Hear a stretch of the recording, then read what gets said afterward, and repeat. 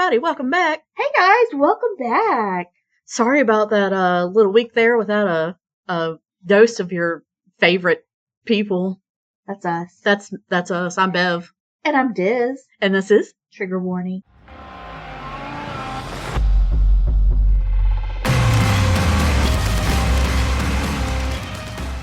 And so we missed a week, but you know what? It's been a year of this nonsense, and that was the only one we've missed, so I'm taking it as a win. You're welcome for the little reprieve from your favorite podcasters.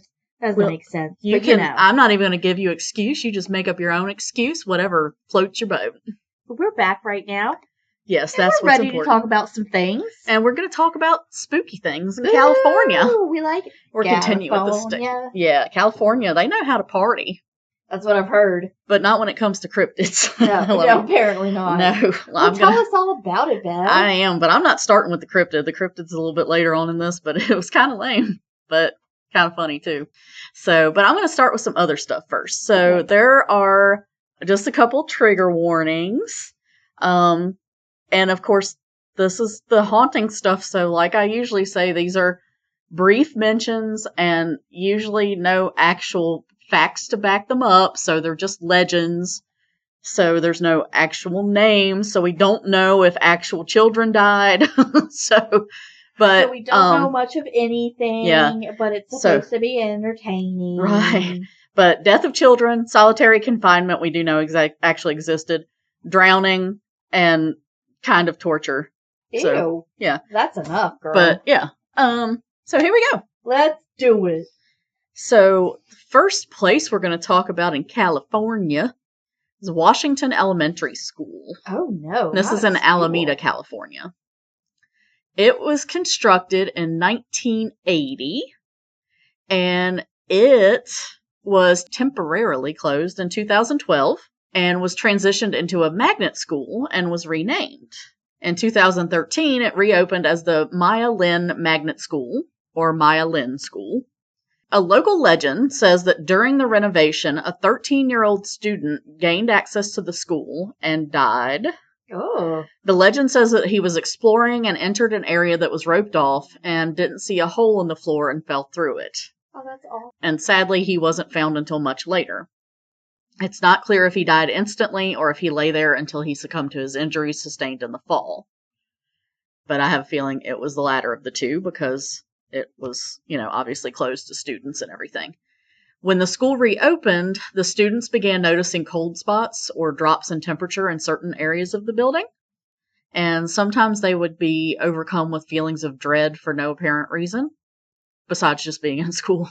Scratching, knocking, and banging sounds could be heard at times, echoing through empty hallways. Oh. Teachers, staff, and students have witnessed shadows that seem to move in the corners of their vision, for which they have no explanation.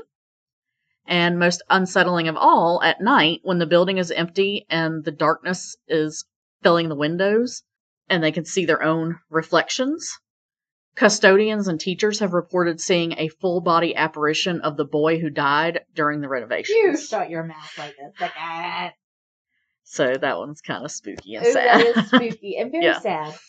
So we're going to move on to a little more fun now. Moss Beach Distillery. Ooh. This is in Moss Beach, California. Oh, my God. And San Mateo County. Hey, we got a San Mateo story not too far back. Yeah, it wasn't too far. Yeah. Originally called Frank's Place, the restaurant's perched on a cliff overlooking the Pacific Ocean, and it's now considered a California point of historical interest. Ooh. Built in 1927 by Frank Torres, Frank's Place became a popular spot for politicians and silent film stars living in San Francisco. In the era of Prohibition, Frank's Place was in a unique position to take advantage of Canadian rum runners. Due to its location, bootleggers brought illegal whiskey in by sea, landing on the beach under the cover of night and fog. The booze was dragged up the steep cliff and loaded up for transportation to San Francisco. Some of the booze happened to be set aside for Frank's Place and was stored in the garage under the restaurant. Wow. Due to Frank's political connections, the restaurant was never raided, and he ran a successful but illegal speakeasy until Prohibition was overturned in 1933. Wow. The restaurant is now called Moss Beach Distillery, but isn't actually a distillery. The name is actually just an homage to its days as a speakeasy. But the romanticism and charm that we associate with the 1920s Prohibition era, the fancy suits and the flapper dresses and the interesting slang and the code words, have not died with the old name. Moss Beach Distillery has its very own ghost. Ooh. And she wants to keep the Roaring Twenties alive and well. The ghost is referred to as the Blue Lady, and her story is a haunting, no pun intended, tale of beauty and lost love. Oh. The legend goes that over 70 years ago, a beautiful young woman met a handsome man at Frank's place. She fell in love with him, not knowing that the handsome man was also a dangerous one. Some say he was a piano player at the bar and a real ladies' man. The young woman, who always dressed in blue, was naive, but she had fallen very deeply in love. It's too bad that she was already married. Her husband never learned of her scandalous affair, despite her many trips to the bar with her lover. But one evening, the woman and her lover were taking a romantic walk along the beach, and they were assaulted. The lady in blue was killed. Her lover was assaulted but survived the ordeal. Now, as Moss Beach Distillery, all these decades later, her presence is still felt. Over the years, the young woman has pulled a few tricks, mostly small pranks, such as levitating checkbooks or a little petty theft.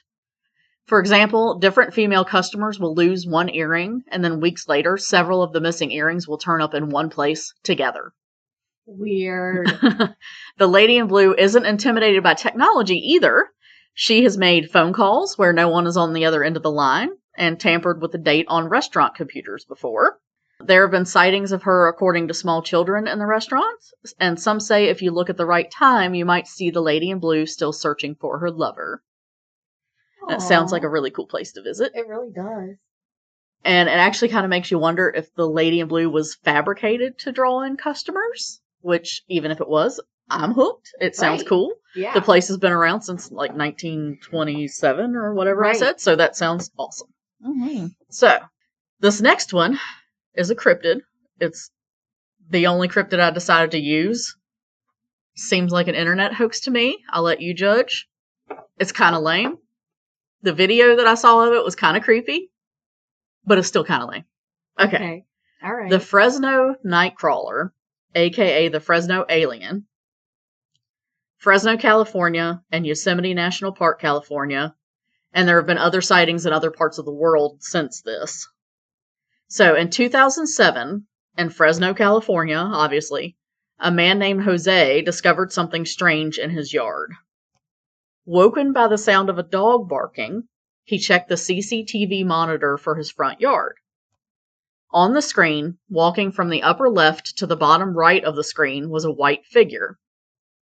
The cryptid could only be described as looking like a tall pair of white pants without a torso. Ew, I think I've seen that. It moved across the screen and a few minutes later, another one appeared and moved in the same direction. Jose ran to wake up his brother and rewound the footage, making him watch it as well, and somehow the original footage was actually deleted, but there's still a video of the footage that was recorded from a monitor. You can find it online. It's kind of grainy. You can definitely make out a tall pair of pants walking on their own across the screen. Another sighting was reported in 2011, and since then, sightings have been reported as far away as Poland. The Fresno Nightcrawler gained popularity online, with plushies available to purchase on Etsy, and experts believe it's because they're such a simple concept, just a pair of pants out for a walk. I'm sorry, that's so, like I said, I saw the footage. It seems kind of creepy, until I remember people describing someone's pants as being so dirty that they could stand on their own. Oh my gosh. Remember the people saying that? Then it seems kind of funny. So, I think I've said that myself. It could just be that the Fresno Night Stalker is someone's dirty pants looking to clean up their act. They do. They just look like tall pants walking. I mean, that's just ridiculous. It's kind of funny, but like when you're not expecting it at first, it's like, what am I about to watch? And then you see it and you're like, oh, that's creepy. But then it's like, it's tall pants. Wait, is it? Is it really creepy? Not really. No, it's not. Also, Nightcrawler, like, it's not like it's crawling. No, it's just kind of casually strolling. It's a Nightwalker. It's the Fresno Alien. Wow, that's fantastic. I don't know. I'm like, It was at least unusual. The other cryptids I could find for California didn't seem that exciting. They were just lame. Yeah. So, I don't know. Maybe it was Bigfoot's pants. That's right. I don't know. Just searching for Bigfoot. Yeah. So, the next one, the Battery Point Lighthouse. Oh. This one's actually kind of cool. This sounds good. I like lighthouses. So, in 1855, Congress appropriated $15,000, which is $571,722 in today's money. Okay. To build a lighthouse on the small islet off the coast of Crescent City, California. Battery Point Lighthouse's oil lamp was lit for the first time on December 10th, 1856, at the top of its 45-foot tower. Ooh. It's 14 meters. Its first lighthouse keeper, Theophilus Magruder. What a name. I know, right? You don't get those kind of names in the 1900s, that's for darn sure. Theophilus Magruder took his position on Christmas Day that year at a salary of $1,000 per year, which is $38,114 a year in today's money. Wow. He kept the position for 3 years, quitting in 1959 due to a pay cut. Theophilus. That's right. You know how much you're worth. Yeah, go for it. There were a handful of other keepers over the years. The keeper who kept the job the longest was John Jeffrey, who began his tenure in 1875. He and his family lived on the lighthouse grounds as, along with his regular duties, he attempted to upgrade and repair the weathered building. Despite only being 20 years old when he started, the lighthouse being 20 years old, it had been battered by the wind and waves and needed constant upkeep. I can imagine. In 1879, a massive wave struck, damaging the addition that had been built onto the west end of the lighthouse. The kitchen was located there, and the chimney fell in, which toppled the stove connected to it. The stove ignited a fire in the kitchen, which the family tried to fight with buckets of water drawn from the well. Eventually, the fire was extinguished by a large second wave. Oh my God. John Jeffrey and his family were all okay, luckily. He would remain keeper of the lighthouse for 40 years. What? On Good Friday, March 27th, 1964, at 5:36 p.m., a 9.2 to 9.3 earthquake occurred in Alaska, creating tsunamis that spread out through the Pacific. A tsunami from that earthquake struck Crescent City, killing 11 and destroying approximately 25 blocks of the city and around 250 homes. Oh, no. The lighthouse remained standing, with the owners stuck inside, witnessing the destruction as debris was sucked out into the ocean. They were unable to offer help until the water from the tsunami had retreated, and then only until low tide had arrived. This was because the small island that the lighthouse sits upon is actually connected to the mainland by an isthmus, which is only visible and passable by foot during low tide. That's any time of the year. So you can only go out to the lighthouse during low tide by foot. Wow. During high tide, anyone in the lighthouse is stuck there unless they go by boat. Because the little bit of land that connects How isolating is that?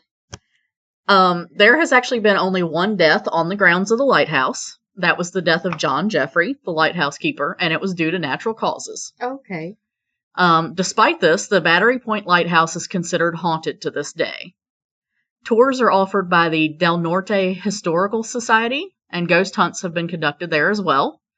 Visitors and hunters have reported some strange things while exploring the lighthouse and grounds. The keeper, who was on the grounds during the 1964 tsunami, was the first person to hear someone climbing up slippery rocks from the ocean below, only to rush to help and find no one there. Tourists have mentioned the feeling of being touched on the shoulder or feeling like someone was nearby, even when there was no one in the immediate vicinity. Lighthouse caretakers have reported rocking chairs moving back and forth on their own, and their slippers being moved while they were sleeping.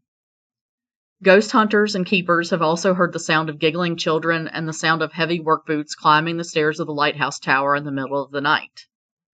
The sound of the lighthouse keeper tending to the light, his boots clunking on the wooden stairs, is especially prevalent during stormy nights. Oh my. Many believe that the lighthouse is haunted by John Jeffrey.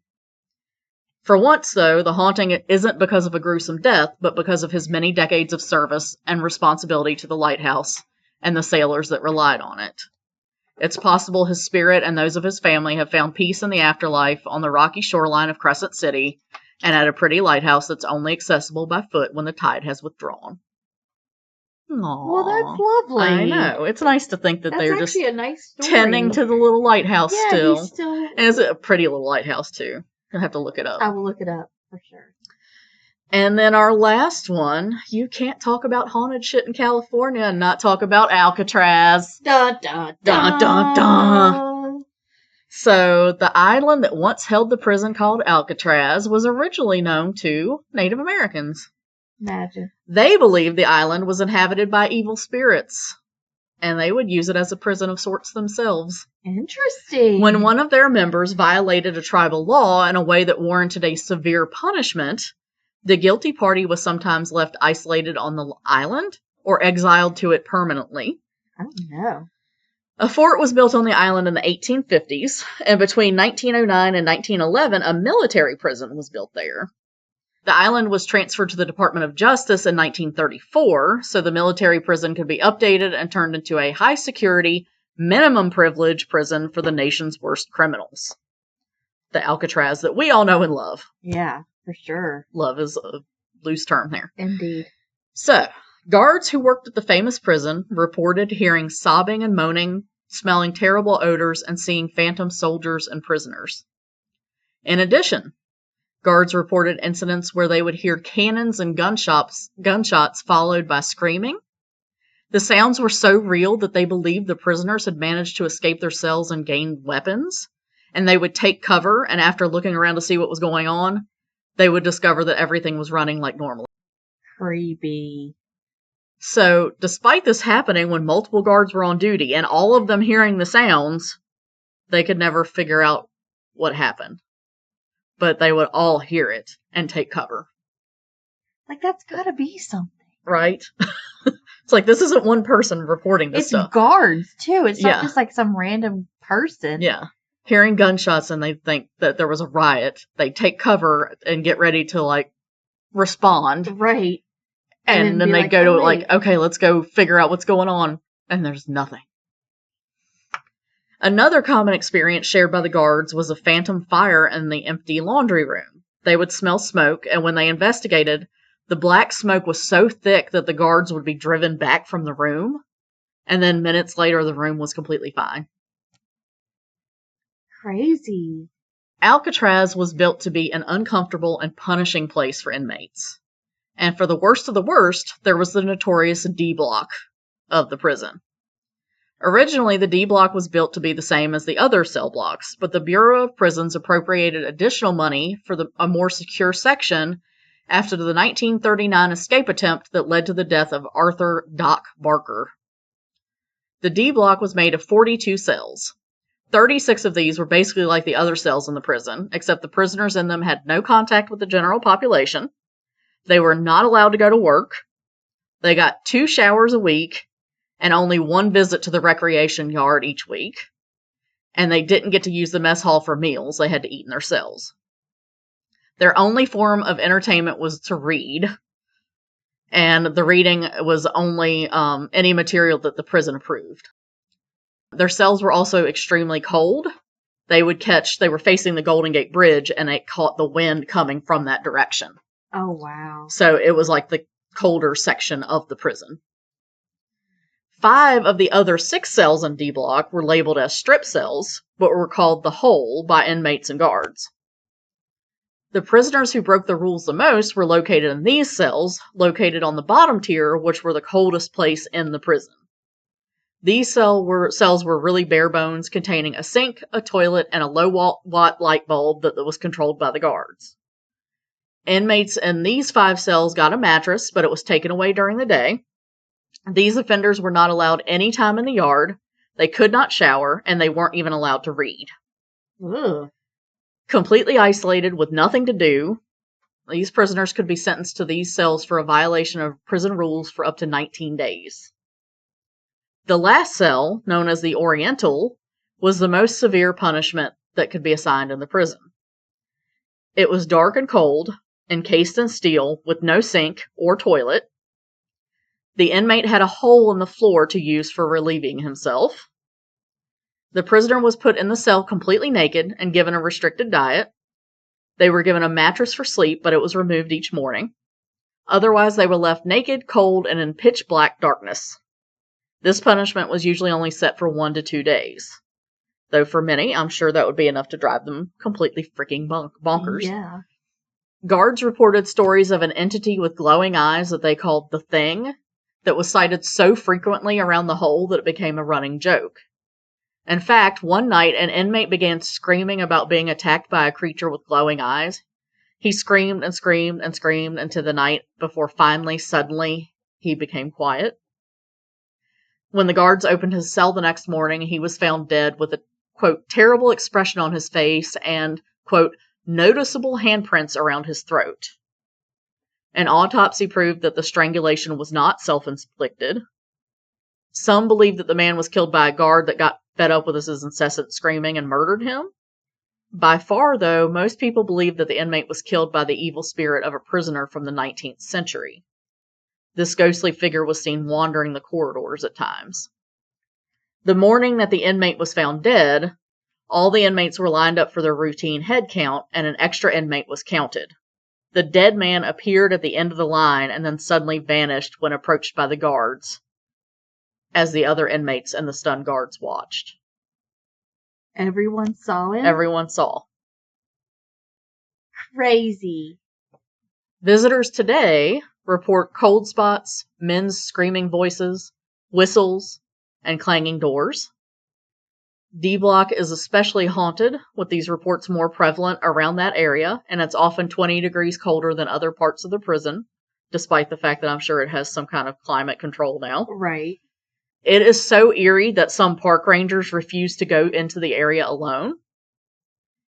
Today, more than 1 million people from around the world visit Alcatraz as tourists. It's one of the National Park Service's most popular sites. But if you visit the island sitting in the chilly Bay of San Francisco, just remember that hidden in the fog lurks the spirit of men who suffered so greatly that you can still hear their screams. And there is quite a bit more information about Alcatraz, including the history of the island's use, the Native Americans' history involving the island, famous prisoners held at Alcatraz, a list of escape attempts, including one that occurred in 1962 that's as famous as the prison itself. Mm-hmm. There's no way to fit all that into this episode. Needless to say, with the number of murders that took place, the torture and suffering that went on in the D Block, and the history before Alcatraz was even used as a federal prison, if any place in the U.S. is haunted, it would have to be Alcatraz. Agreed. Its nickname, besides the Rock, which everybody knows the Alcatraz is called the Rock, is also called Hellcatraz, is what the inmates call it. Oh my gosh. And that's it. That's what I've got for California. That was excellent. That was a little bit shorter, but it was... but it was great. They have so many places. California's kind of a big state. I don't think people realize. It is very large. But Alcatraz had so much that I was like, I don't even know what all to put in here. But there was so much I was like, there's so much that people can look up on their own. Wow. And I found a really cool website, and of course all this will be in the show notes, but that had a list of the escape attempts and who the inmates were, what they tried to do, how they were caught, who got killed during it. Yeah. You know, I mean, like, sometimes the inmates were killed, sometimes they killed guards, of course. Like, it was crazy. But, yeah, if any place in the U.S. is haunted, it's Alcatraz.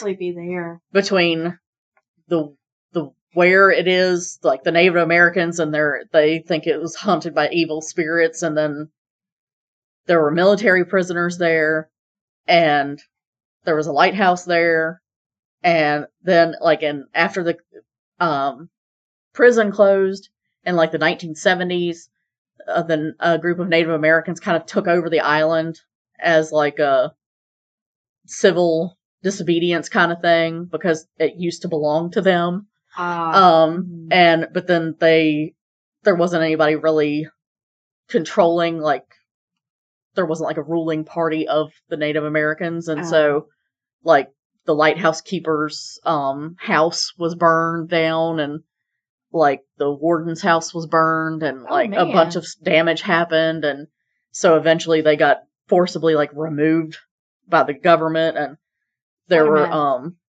there were a lot of different things they were trying to decide what to do with the island. Like, they thought about doing, like, a Statue of Liberty kind of thing on the West Coast. They thought about all kinds of stuff out there. Hotel, like, an inn, like, with, like, for people on the a little B&B. island. Yeah. A little B&B. Like, come hang out here. It's dangerous. It's cool. But. Our quaint little B&B on Alcatraz. Wow. And then, of course, that 1962 escape attempt that they don't know. Like, their bodies were never found, so they're like, did they ever actually, did they escape? Yeah. Do we know? I don't know. Maybe they got away and they live somewhere under a different name forever and ever. Wow. Or maybe they died. Maybe so. Maybe they escaped and then they died. Maybe the Fresno Nightcrawler came and picked them up in its pants. Its big pants. The Fresno alien. That thing is crazy looking. Maybe. Well, that was fantastic. Thanks. I do love hearing all about the spookies. I know, the spookies are cool. And the lame cryptids. I know, the walking pants. The walking pants. Those dirty pants. But, I encourage you to look up the walking pants. And yeah, do it, I would love to see Alcatraz. I think that would be interesting. For sure. I don't think I'm going to go to D Block by myself. No. I don't think I can, though. I don't think they let you do that. And I'm sure your guys that you like to watch, Cody and Sam and Colby. Yeah, those guys. Colby, Jack, and Cheese. They probably have gone in and explored there. I don't think they have. Maybe not. But there are lots of ghost hunters and shows that have been there, so I'm sure there are some interesting ones. I'm sure it's on their list of things to go see. Yeah. And I know that they've had psychics and all kinds of stuff that have gone out there. And I won't tell you my thoughts on some of them, but I can imagine some of your thoughts on them. Sylvia Brown, don't watch anything with her on it. Oh my gosh. She was such a crock. But anyway. I remember when she was on that show. Yeah. I might have to tell the story about her. But anyway, I think that might be an episode for next season. I think that's a great plan. Yeah. So anyway. Okay, so that's all I have for that one. Sorry it's so short, but that is California. And it's Alcatraz, and it's Fresno, and it's the Battery Point Lighthouse, and it's Washington Elementary, etc. Etc. Okay, so I love you. Bye-bye. No. All right. That's all. That's all, That's all I got. Don't forget, watch for deer.